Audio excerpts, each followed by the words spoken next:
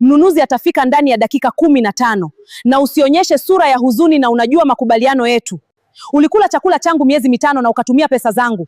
Leo utanipa mtoto? Hivi ndivyo watu kama wewe wanavyofanyiwa? Tafadhali dada, siwezi.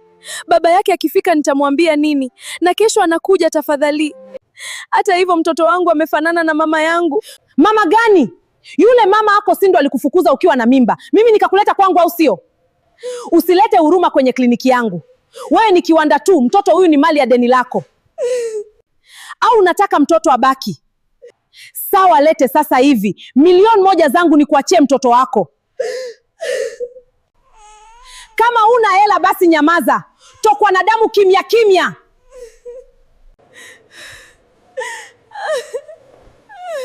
Asisogie mtu. Asante afisa, upo hapa. Nimemkamata mwanamke huyu akiwa anataka kumuua mtoto wake mwenyewe. Nami nilikuwa najaribu kumwokoa mtoto kutoka kwake. Ya kweli haya? Hapana, alikuwa akienda kumuuza na ameuza wengi tu. Muongo. Mimi ndiye nilemsaidia hadi leo.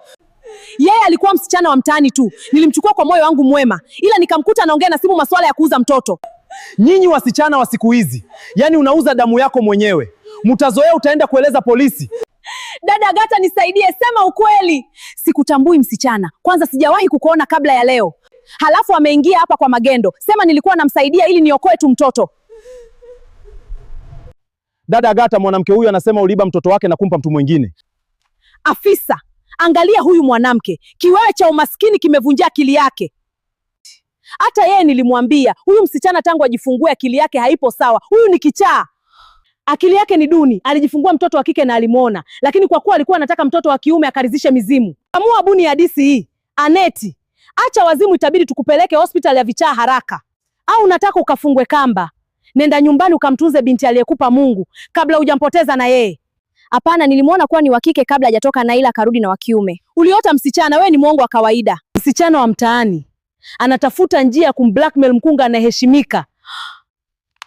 Basi kwa nini jina la Aneti alikusajiliwa kwenye kitabu cha uzazi siku anajifungua na yule Bisalma jina lake likuwepo? Nesi Agata, sisi tumefuatilia kila kitu na tumeona unahamisha pesa nyingi kwenda account nyingine. Hapana, afande. Si kama unavyofikiria naweza kuelezea.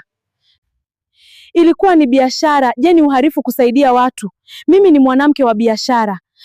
Mwanamke tajiri alitaka mtoto kwa sababu mume wake alimtishia kuoa mwanamke mwingine. Wewe unasaidia watu kwa kuchukua mtoto wa mtu mwingine. Huu ni uhalifu na wote ulioshirikiana nao tutawakamata. Nisameheni. Najuta mimi. Nina watu, nina jina, hamwezi kunifunga. Nyamaza.